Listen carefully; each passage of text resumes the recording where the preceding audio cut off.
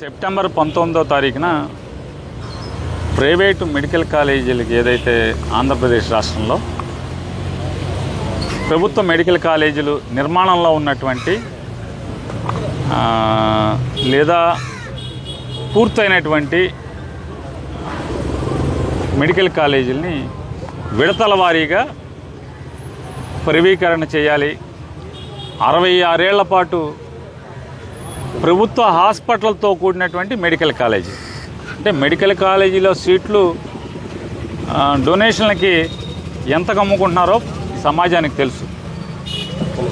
MBBS seat ఎన్ని కోట్లకు అమ్ముతున్నారు, పీజీ సీట్లు ఎన్ని కోట్లకు అమ్ముతున్నారో ప్రతి ఒక్కరికి తెలిసిందే. ప్రభుత్వ ఆసుపత్రిని ఆధారం చేసుకుని ఏర్పాటైనటువంటి మెడికల్ కాలేజీని అంటే సీట్లు అమ్ముకుంటాకి అలాగే హాస్పిటల్ను కూడా 60 ఏళ్ల పాటు దారాదత్తం చేసేటువంటి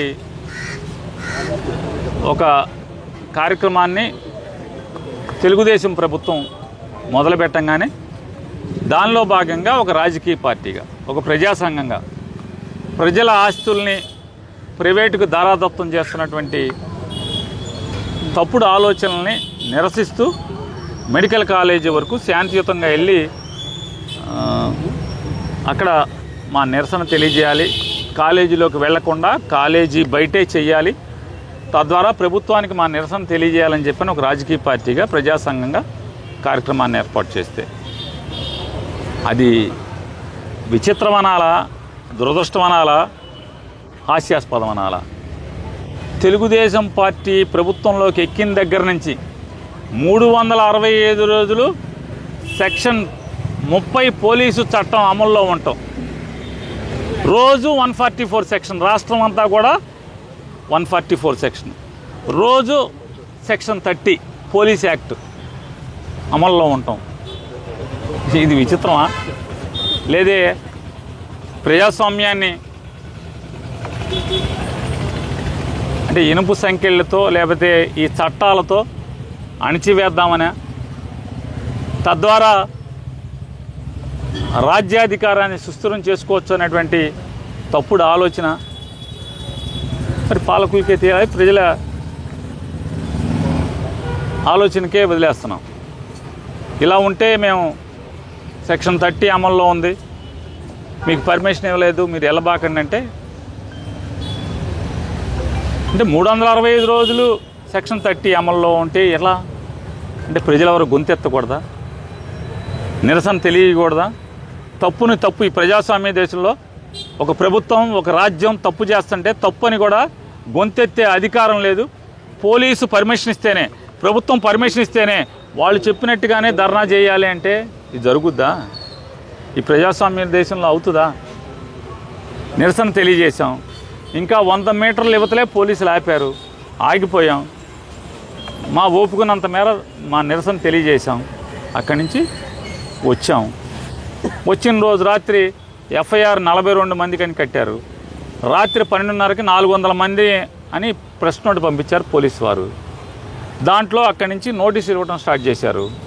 విడతల నోటీసులు ఇచ్చిన వాళ్ళందరూ కూడా దాదాపుగా వచ్చారు. పోలీస్ స్టేషన్కి వచ్చాం. వచ్చి ఎప్పుడో చెప్పాం. కొంతమందికి ఒకే చోట అందరినీ ఫోన్లు చేసి లిస్ట్ ఇస్తే అందరూ వచ్చి నోటీసులు తీసుకున్నారు. ఇంటింటికి ఎక్కడ వెళ్తారయ్యా పోలీసులు? ఇదే ఉద్యోగమా? 400 మందికి నోటీసు ఇవ్వడం అంటే పోలీసులకి ఇదే ఉద్యోగం అవుతుంది. ఇక లా అండ్ ఆర్డర్ చుట్టం ఉండదు. మీరు ఎవరో లిస్ట్ ఇవ్వండి, అందరూ వచ్చేసి సంతకాలు పెడతారని చెప్పాం. అంటే సంతకాలు పెడుతున్నాం. దానిలో మా పట్టణాధ్యక్షుడు అయినటువంటి వైఎస్ఆర్ కాంగ్రెస్ పార్టీ మచిలీపట్నం పట్టణాధ్యక్షుడు అయిన సుబ్బన్న నోటీస్ తీసుకుని ఇప్పటికి 4 సార్లు పోలీస్ స్టేషన్కి వచ్చాడు. ఆ కన్సర్న్ సబ్ ఇన్స్పెక్టర్ గారితో చర్చించాడు. ఏమండి ఎప్పుడు రమ్మంటారు, అందరం వస్తామని చెప్పని. ఆయన చెప్తానని చెప్పి చెప్తున్నారు, కానీ ఇంతవరకు వారు చెప్పలేదు. చెప్పకపోగా ఇవాళ సడన్గా మా నోటీసు తీసుకుని కూడా చట్టాన్ని ధిక్కరించి మాకు వచ్చి కంప్లై చేయలేదు కాబట్టి అని చెప్పని పొద్దున్నే నిన్నటి నుంచి కవర్ చేస్తున్నారు. ఒకసారి మాట్లాడాలరా, ఒకసారి పర్సనల్గా మాట్లాడాలరా అని చెప్తున్నారు. కాదండి, మా మేనగోళ్ళ పెళ్ళి ఉంది, మా బావలేడు, తోబుట్టు ఒక్కతే, తండ్రి లేని పిల్ల, పెళ్లి చేయాలి, మేము మేనమావలం ఇంకెవరు లేరని చెప్తున్నారు. అయినా సరే ఈ కేసు స్టేషన్కి సంబంధం లేనటువంటి ఒక సిఐ గారు రా ఒకసారి నీతో పర్సనల్గా మాట్లాడాలంటే, ఏంటి పర్సనల్గా మాట్లాడాలంటే ఏమన్నా మా పిల్లకి ఏమైనా సంబంధం చూస్తున్నాడా, లేకపోతే మా మేనగోళ్ళ పెళ్ళికి ఏమైనా సాయం చేస్తాడా, అసలు ఏంటి ఎందుకు అని వెళ్ళాడు ఈయన. వెళ్తే కూర్చోబెట్టి పై ఆఫీసర్ల దగ్గరికి వెళ్ళి కూర్చొని మాట్లాడుకుంటున్నారు. గంటలు అవుతున్నాయి. ఇంట్లో ఆడవాళ్ళు ఫోన్ చేస్తున్నారు, భార్య పిల్లలు. మా నాన్న పొద్దున్నే సీఏ గారు ఫోన్ చేస్తే వెళ్ళాడు, ఇంతవరకు రావట్లేదు, పెళ్లి పనులు ఏం చేయాలో అర్థం కావట్లేదు అది అని చెప్పని స్టేషన్కి వచ్చాం. స్టేషన్కి వచ్చి ఏంటండి అంటే, మేము పలానా కేసులో మేము రమ్మంటే రాలేదు, 41 నోటీస్ ఇచ్చాం. ఇదేంటంటే రోజు స్టేషన్కే తిరుగుతున్నాడు కదా, రాపోతాం ఏంటి, మా అందరి తరఫున అతనే ఒకళ్ళు తప్పుచ్చుకుని మీ దగ్గరికి ఎప్పుడు రమ్మంటే అప్పుడు వస్తాం, మీకు ఏం కావాలి వచ్చి చెప్తారు కదా, ఎందుకు మీకు 400 మందితో స్టేట్మెంట్లు ఎప్పుడు రికార్డ్ చేసుకోవాలి, ఎప్పుడు అవుతాయి అన్న ఎందుకండి అని చెప్తున్నాం. విడివిడిగా బెదిరిస్తున్నారు కొంతమంది, నోటీస్ ఇస్తాకెళ్ళి బెదిరిస్తున్నారు, జాగ్రత్త ఇంకోసారి రోడ్డు ఎక్కితే మిమ్మల్ని అది చేస్తాం ఇది చేస్తాం అని చెప్పని. కాబట్టి అందరం కలిసి ఒకసారి వేస్తాం. ఇందులో ఆడపిల్లలు ఉన్నారు, చాలామంది మహిళా కార్పొరేటర్లు ఉన్నారు, మహిళలు ఉన్నారు, వీళ్ళందరిని కూడా కేసులో ఇరికిచ్చారు, కేసు పెట్టి రమ్మంటున్నారు స్టేషన్కి అని చెప్పని ఉద్దేశంతో మేము అందరం ఒకసారి వస్తామండి అని కూడా చెప్పాం. కానీ అది చెప్పకపోగా ఇవాళ సడన్గా మా నోటీసుని ధిక్కరించాడు కాబట్టి మేము అరెస్ట్ చేస్తామని చెప్పని తీసుకున్నారు. మేము వచ్చి అడుగుతుంటే పోలీసు మీద గట్టిగా మాట్లాడతారా అంటే వాళ్ళు ఏమైనా మాట్లాడచ్చు, వాళ్ళు మమ్మల్ని బెదిరించవచ్చు, చట్టాన్ని ఇష్టం వచ్చినట్టుగా మలుచుకోవచ్చు. స్టేషన్కి వస్తే అంటే పోలీసు కదా, మేము కొల్లు రవీంద్రకి అనుకూలంగా పనిచేస్తే అతను కాసుకుంటాడు, మమ్మల్ని ఎవరేం చేయలేరు అనేటువంటి అహంభావం ఉండొచ్చు. కానీ చట్టాలు కోర్టులు ఉన్నాయని చెప్పినా కూడా అంటే వాళ్ళు గట్టిగా మాట్లాడితే మేము తిరిగి గట్టిగా సమాధానం చెప్పకూడదంట. అర్థం కావట్లా. పోలీస్ స్టేషన్ మీద దాడికి వచ్చారంటారు.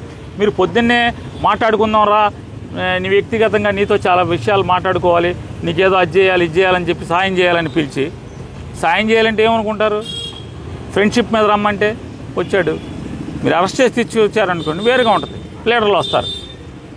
అలాగా ఉండేలా వచ్చి ఏంటి పొద్దునుంచి కూర్చోబెట్టారంటే అని చెప్పి వచ్చాం.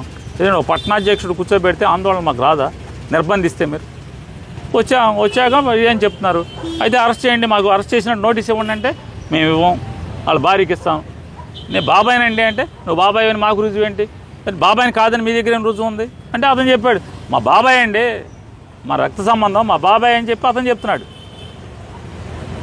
చూడండి ఎలా వితండవాదం, ఎవరినో సాటిస్ఫై చేయటం కోసం, ఎవడో రాజకీయ నాయకుడిని ఒకడిని ఆయన్ని మజా చేయటం కోసం, ఆయన్ని ఖుషి చేయటం కోసం ఇట్లాంటి ఆలోచనలు చేయటం, ఇట్లాంటి పనులు చేయటం పోలీసులు. మేము సిద్ధంగా ఉన్నాం, మరో వస్తాం, మీరు ఎప్పుడో చెప్పండి, వచ్చి సంతకాలు పెట్టి ఆధార్ కార్డులు ఇచ్చేస్తామని చెప్తున్నాం. ఇవాళ శనివారం ఆదివారం చూసుకుని వాళ్ళు తీసుకొచ్చి ఏ టైంలో పెడతారో తెలీదు, మేము కోర్టుకు పెడతాం తెచ్చుకోండి అన్నారు. తప్పకుండా కోర్టులు ఏం గుడ్డి కాదు కదా. కోర్టులు ఎన్నిసార్లు చెప్పినా, హైకోర్టులు కింద జిల్లా కోర్టులు ఎన్నిసార్లు చెప్పినా కూడా వీళ్ళకి అసలు కోర్టులు అంటే చాలా నీచంగా, అంటే చాలా చిన్న స్వభావం కనపడుతుంది వీళ్ళకి. కోర్టులు ఏం చేస్తాయి, మేము రిమాండ్కి పెడితే మా రిమాండ్ని రద్దు చేసే అధికారం కోర్టులకి ఎక్కడ ఉంటుంది, జడ్జిలు అంత ధైర్యం చేస్తారా అని మాట్లాడుతున్నారు. ఏం చెప్తాం. ఇవాళ మీకు గుర్తులేదా, సోషల్ మీడియాలో ఊరికే రాంబాబు, సంబరాల రాంబాబు లాడ్జ్లో దొరికాడని ఒక పోస్ట్ పెడితే 3 ఏళ్ల క్రితం తీసుకొచ్చి పెట్టాము, పెడితే 10 రోజులు రిమాండ్లో ఉన్నాడు, తెలీదా పోలీస్ అంటే ఎట్టా ఉండతో. అంటే ఒక సోషల్ మీడియాలో 3 సంవత్సరాల క్రితం సంబరాల రాంబాబు లాడ్జ్లో దొరికాడు పోలీసులకి అని చెప్పని 3 ఏళ్ల క్రితం ఒక పోస్ట్ పెడితే ఆ పోస్టుని ఆధారం చేసుకుని కేసు పెట్టి 10 రోజులు రిమాండ్లో పెట్టాం. పోలీసు ఎట్లా ఉంటుందో తెలీదా మీకు? అదొకటే కాదు, సిబిఐ ఎంక్వైరీ చేయమని చెప్పింది కోర్టులు, అది కూడా తెలుసుకోమని చెప్పాం. సిబిఐ ఎంక్వైరీ చేయమంది పోలీసుల్ని, సిబిఐ పోలీసుల మీద, అది కూడా తెలుసుకోండి. ఎంతోమందిని వదిలేయమని చెప్పింది, అది కూడా తెలుసుకోండి. మీకు అంత ధైర్యం ఉన్న జడ్జి ఉంటే వదిలించుకోండి, తెచ్చుకోండి, బెయిల్ తెచ్చుకోండి. తెచ్చుకుంటాం ఖచ్చితంగా, అంత ధైర్యం ఉన్న జడ్జిలే ఉంటారని మేము కూడా అనుకుంటాం, తెచ్చుకుంటాం. తెచ్చుకోక ఏం చేస్తాం, జడ్జిలనే వెళ్ళి కాళ్ళ మీద అక్కడే మా ప్లేటర్లు పెట్టుకుంటాం, వాస్తవాలు చెప్తాం, సీసీ ఫుటేజ్ తీయండి, ఏం చేయాలి చూడండి, ఏం జరిగిందో చూడండి. సెప్టెంబర్ 20, 21 నోటీస్ ఇచ్చిన కానించి వాళ్ళ దాకా ఎన్నిసార్లు వచ్చి ఉంటాడు, 4 సార్లు 5 సార్లు స్టేషన్కి వచ్చి వెళ్ళాడు. కాల్ డేటాలు తీసుకోండి కావాలంటే, సబ్ ఇన్స్పెక్టర్లు, స్టేషన్లో రైటర్లు, కానిస్టేబుల్స్, మా టౌన్ ప్రెసిడెంట్ వెళ్ళి చూసుకోండి. ఎన్ని కోర్టుకు చెప్పుకుంటాం. కాబట్టి ఈ మచిలీపట్నంలో కొల్లు రవీంద్ర మజా కోసం, కొల్లు రవీంద్రని ఖుషీగా ఉంచడం కోసం ఇక్కడ అధికారులు పనిచేయటం. కానిస్టేబుల్స్ అయితే నలిగిపోతున్నారు, తిట్టుకుంటున్నారు వెనక్కి తిరిగి. తెచ్చి అమ్మ ఎందుకురా బాబు ఇక్కడ వీళ్ళ దగ్గర పనిచేస్తున్నాం, గతి లేదు మనకి ఈ ఉద్యోగం తప్పితే అని. వాళ్ళకి తెలుసు ఏం జరుగుతుందో, వాళ్ళకి తెలుసు. కానిస్టేబుల్స్ కొన్ని కానిస్టేబుల్స్ ఏమన్నా వాళ్ళు ఏమన్నా 10th క్లాసు లేకపోతే 7వ క్లాస్ కాదు కదా, ఒకళ్ళు పోస్ట్ గ్రాడ్యుయేషన్ చదువుకుని వచ్చారు. అందరూ సాఫ్ట్వేర్ ఇంజనీర్ అంటే కంప్యూటర్ సైన్స్ ఇంజనీరింగ్ చేసుకొచ్చిన వాళ్ళు ఉన్నారు కానిస్టేబుల్స్. ఏం చేస్తాం, దురదృష్టం. అందరూ బాధపడుతున్నారు. ఏం చేస్తాం, ఇంత దుర్మార్గం నడుస్తుందని చెప్పాను. ఖచ్చితంగా ఫైట్ చేయడానికి సిద్ధంగా ఉన్నాం. న్యాయస్థానంలో వీళ్ళ మీద పోరాటం చేస్తాం. ఈ తప్పుడు కేసుల మీద, తప్పుడు అరెస్టుల మీద న్యాయస్థానంలో న్యాయం దొరుకుతుందని సంపూర్ణంగా విశ్వాసం వ్యక్తం చేస్తున్నాం. మేము వస్తామయ్యా, ఇప్పటికీ చెప్తున్నాం, వస్తామయ్యా అంటే కొంతవరకు నోటీసు, ఈ ఆధార్ కార్డులు అసలు ముద్దాయి లిస్ట్ ఎంతో ఇమ్మంటే ఇవ్వట్లేదు. చూడండి ఎంత విచిత్రం. ముద్దాయి లిస్ట్ ఎంతో. ఇవాళ ఇంత తప్పుడుతనంగా అరెస్ట్ చేసిన ఇతను అరెస్ట్ చేస్తున్నారు కదా. ఒక ఆర్ఎంపీ డాక్టర్ని ఇంటికి వెళ్ళి పోలీసుల సమక్షంలో ఒక సబ్ ఇన్స్పెక్టరు 3 కానిస్టేబుల్స్ ఉండగా ఇల్లంతా ధ్వంసం చేసి అతన్ని సావబాది హత్యాయత్నం చేసి కాళ్ళు చేతులు ఇరగ్గొట్టి మోకాళ్ళ మీద నుంచోబెట్టి వీడియోలు రికార్డ్ చేస్తే ఇంతవరకు వాళ్ళ మీద నోటీస్ ఇవ్వాల. పోలీస్ స్టేషన్కి కనీసం పిలవను కూడా పిలవాల. అరెస్టు సంగతి దేవుడెరుకు, పోలీస్ స్టేషన్కి పిలవాల. ఎవరయ్యారంటే పాత కేసుల్లో ముద్దాయిలు, ఎంతోమంది దళితులను కొట్టిన కేసుల్లో ముద్దాయిలు అరెస్ట్ అయ్యి బెయిల్ మీద బయట తిరుగుతున్నటువంటి ముద్దాయిలు. మరి ఇటువంటి రౌడీల్ని విచ్చలవిడిగా బతిమాలుతున్నాడు. ఒక చోట వీడియోలో బతిమాలుతున్నాడు. సార్ మీ ప్రభుత్వం సార్ అని. ఆడేమో రౌడీ షీటరు. పలు కేసుల్లో, రౌడీజం కేసుల్లో, దాడుల కేసుల్లో, హత్యాయత్నాల కేసుల్లో ముద్దాయిలుగా ఉన్న వాళ్ళని వీళ్ళు బతిమాలుతున్నారు. తప్పు అండి, మీ ప్రభుత్వం అండి, మీ ప్రభుత్వం అండి, మీ ప్రభుత్వానికి చెడ్డ పేరు వస్తుందండి. ఇంతవరకు నోటీస్ ఇవ్వలేదు, పిలవలేదు, అరెస్ట్ చేయలేదు.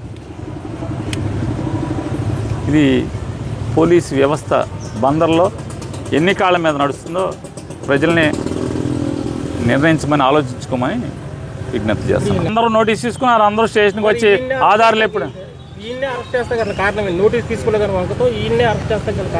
ఏమండి ఏదోటి మా గ్రూపులన్నీ హ్యాక్ చేశారు పోలీసులు. మా గ్రూపులన్నీ హ్యాక్ చేశారు. వాళ్ళే మా మెసేజ్లు చదివేస్తున్నారు. వాళ్ళే నువ్వు మెసేజ్ ఇది పెట్టావు కానీ అడుగుతున్నారు. ఎవడు వీడియోలోంచి ఏం పోస్ట్ చేశారో తెలియదు. ఇట్లా రకరకాలుగా చెప్తున్నారు. సుబ్బన్న ఏదో మీరు పోలీసులు బెదిరిస్తున్నారు, అందరం ఒకరోజు వెళ్దామని చెప్పి పెట్టాడంట. మీరు గబాలన పోలీసులు వస్తే దడబాకండి, వాళ్ళు ఇమ్మనంగానే ఎక్కడ పడితే అక్కడ సంతకాలు పెట్టబాకండి, అందరం కలిసి నోటీస్ తీసుకున్నాక ఒకరోజు స్టేషన్కి వెళ్దామని చెప్పాడు. దానికి నేరం అండి. నేరం ఏం నేరం? ఇళ్ల మీదకి వెళ్ళి సావ కొడితే హత్యాయత్నం చేస్తే ఇంతవరకు పిలిచింది లేదు, పిలిచిన పాపాన పోలా. ఒక దళితుడిని షాప్ అంతా ధ్వంసం చేస్తే ఇంతవరకు ఆ ముద్దాయిల్ని పిలవలేదు, కనీసం నోటీస్ ఇవ్వాల. పోలీసుల సమక్షంలో జరిగితే సరే చేయని, ఎంతకాలం చేస్తారు చేయని. ఆయన అంటున్నాడు ఏం చేస్తాడు, ఆ జగన్ సీఎం అయితే ఏం చేస్తాడు, ఊరేస్తావేంటి, మాకు తెలుసులే అన్నీ అని మాట్లాడుతున్నాడు ఆఫీసర్ గారు.